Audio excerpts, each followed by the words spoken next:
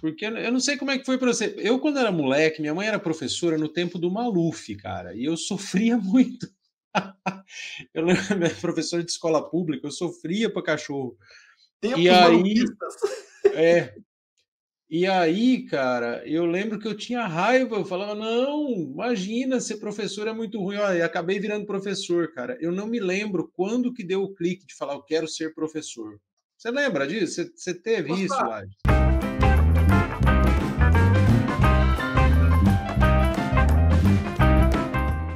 Lá no seminário, onde eu estudei o início do ensino médio, né? Fiquei lá um ano, só o primeiro ano. Eu estudei o clássico, né? Quem ia para o magistério ia fazer o normal, né? O ensino normal, tinha as escolas normais, né? Mas geralmente eram as mulheres que iam para o ensino normal, né? Para a escola normal, né? E pelo fato de eu ter feito o clássico, eu acabei me submergindo muito aí nas ciências humanas, né? Eu acho que foi aí que despertou em mim essa questão de, olha, a minha trilha é essa aqui também, da educação, né? Foi Mas por por que aí. que você fez o clássico? Porque lá no seminário, o ensino médio era o clássico, Ah, para não tinha uma uma certa opção. preparação depois para filosofia, né? Filosofia e teologia. Então, você era iniciado ali nas ciências humanas através do ensino clássico.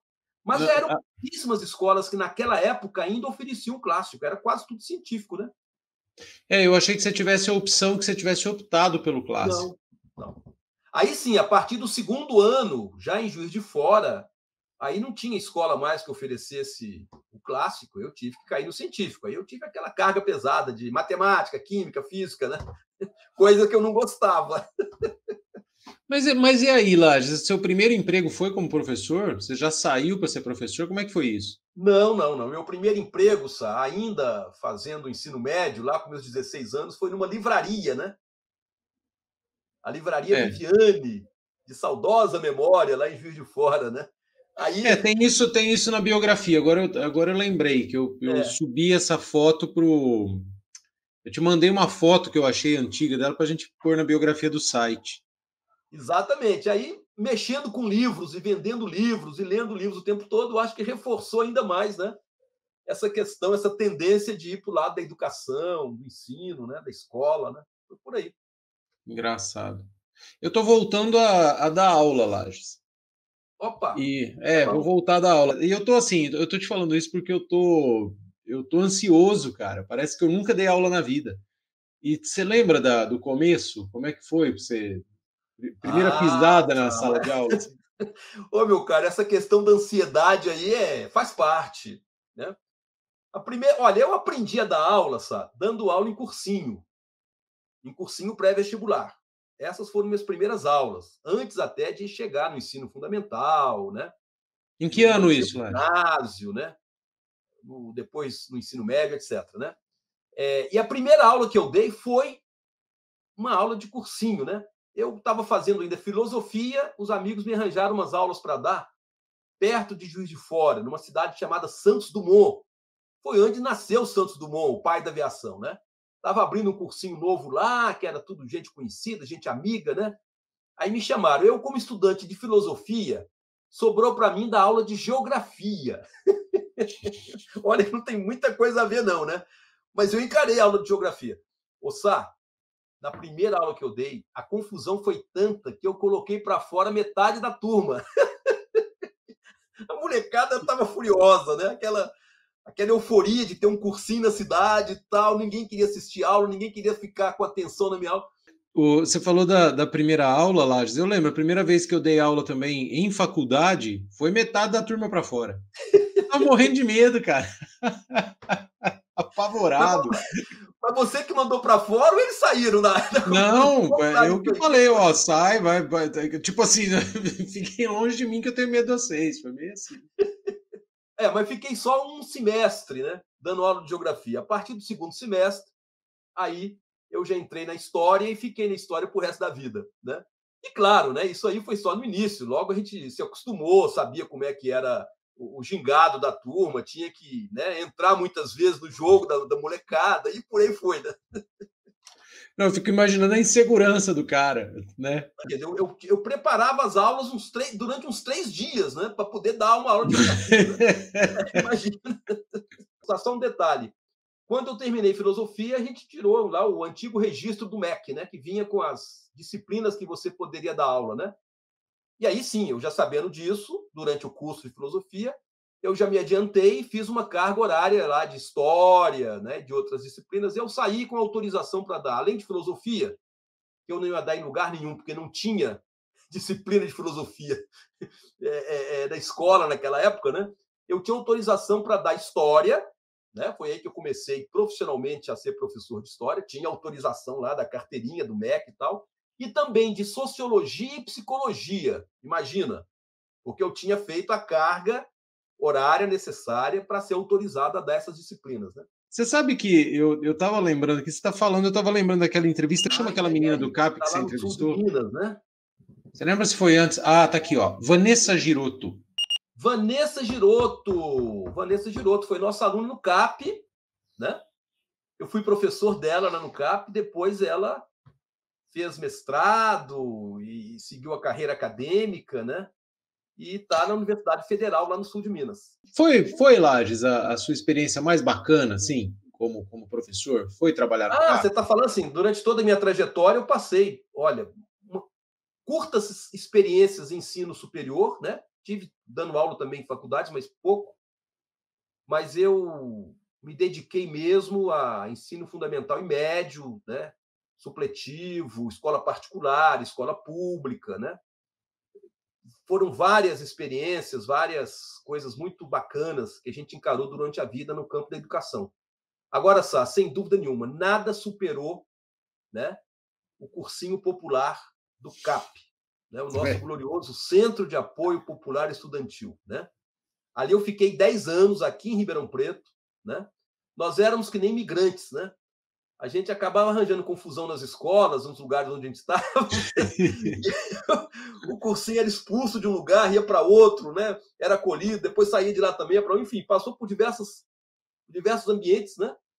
E ali a gente pôde realizar, talvez, o que eu considero que foi o melhor projeto de educação popular que eu realizei durante minha vida. Né? Era aquele ensino voluntário dos professores, aquela dedicação realmente, né, por acreditar que educação e mercado não se combinam muito bem, né? Então era realmente da parte de quem ensinava e de quem estava ali para aprender uma abertura, uma conexão muito forte, né? Praticamente todos eles, né? São ótimos profissionais hoje, né? Ótimos cidadãos, né? Trabalhadores conscientes, muitos seguiram a própria carreira acadêmica, como aí o caso da Vanessa, né? Nada me recompensou mais como professor do que os 10 anos que eu passei pelo CAP. Ô Lages, mas assim, eu percebi isso porque assim, dá para ver a animação que você fica na entrevista. Quando você fala do CAP, o olhinho brilha. Mas foi superior a dirigir a Escola Glet? Nossa, é complicado fazer comparações, né?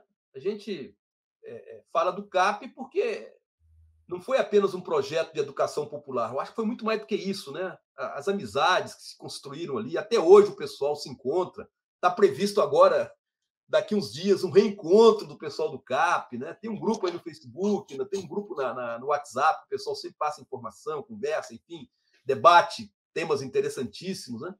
Agora, lá no GLET, né, foi uma experiência diferente. Eu acho que é muito diferente, não dá às vezes para ter um parâmetro de comparação, né?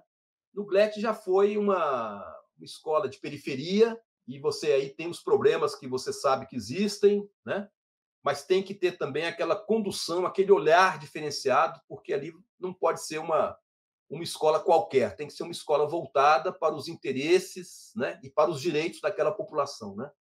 Então, ali eu fiquei 5 anos, né, grande apoio, né, dos professores e professoras junto da direção da escola, fiquei na direção da escola, né, e a gente fez um trabalho coletivo muito legal, dentro de uma escola pública, com todas as limitações e burocracias e problemas que, às vezes, a própria diretoria de ensino coloca para a gente, né? E a gente conseguiu fazer. Eu acho que a gente marcou muito a fundo, né, a vida daquelas crianças e adolescentes que passaram ali pelo GLET naquele tempo, né? A gente saiu de lá também assim com uma satisfação, com uma necessidade até muito grande de falar, olha, deu certo, né? Muita gente que falava, não vai para lá não, porque é isso e aquilo. Não, eu escolhi a dedo o GLET, eu sabia que o que estava escolhendo na atribuição aí da direção da escola, né? E eu acho que enfrentamos problemas, né, como toda escola tem, e conseguimos realizar um bom trabalho ali. Você está falando isso, eu estou pensando na várias vezes que eu entrei para começar a dar aula em alguma instituição, o pessoal falava assim: Ih, essa turma é difícil.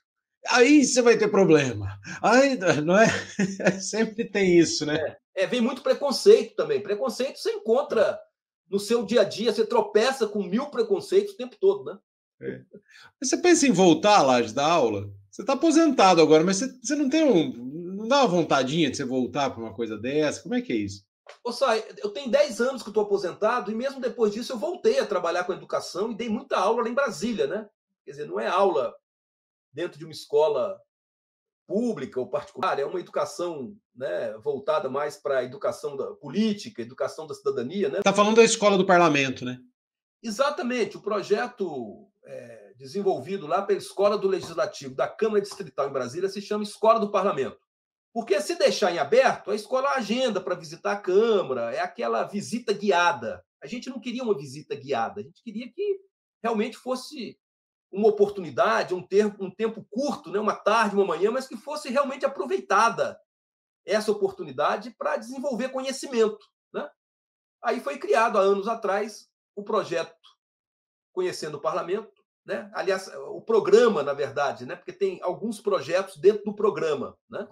Mas é receber esses grupos, principalmente estudantes de ensino fundamental, ensino médio, principalmente escola pública, mas vai também escola particular, né? Aqui em Ribeirão Preto também tem um projeto semelhante, né? Mas Fizemos o programa agora, né?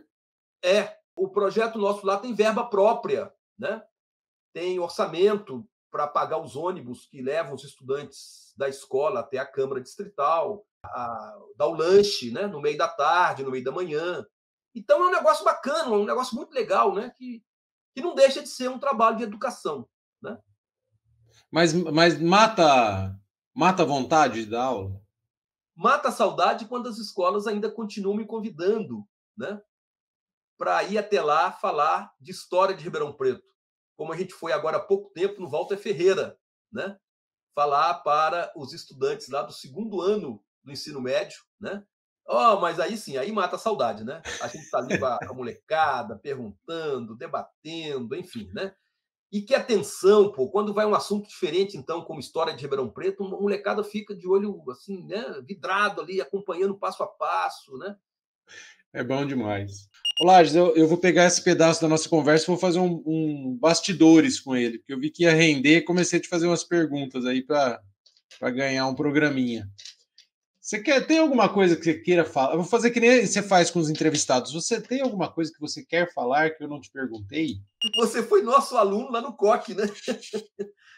Por 10 anos, 11 anos, eu passei também, né, pela experiência de dar aulas no ensino médio e no cursinho pré-vestibular.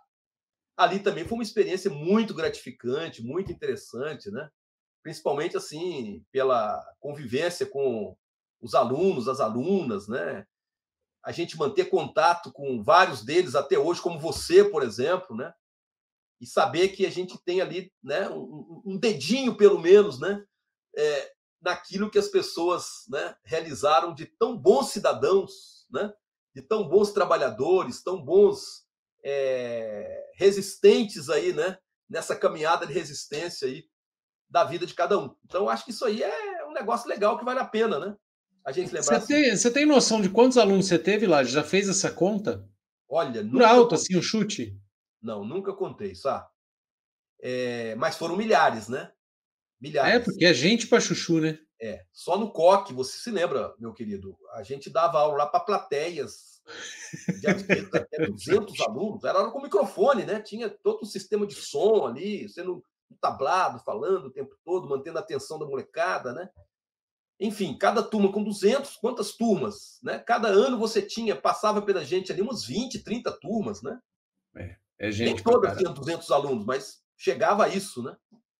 Então, assim, milhares de alunos, né? Escola pública também, a gente, né? Eu me tornei um professor de escola pública já em Belo Horizonte, dando aula lá na periferia, fui direto para a periferia, né? Isso lá nos idos de 90, não, 1910. 90 eu já estava aqui lá atrás, né? Nos idos de 80, 81, né? Escola Municipal Professor Mário Werneck. Ali eu fiquei uns 5 anos, né?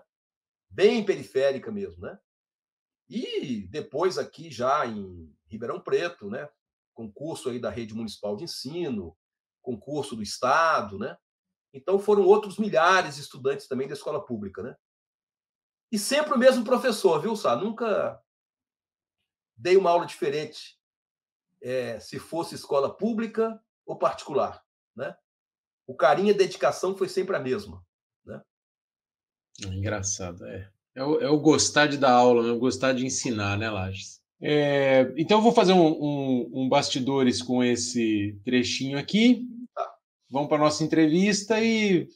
Então se despede do pessoal, porque isso aqui já virou programinha. Ué, uma bastidor não pode despedir, Sá. Não estou entendendo.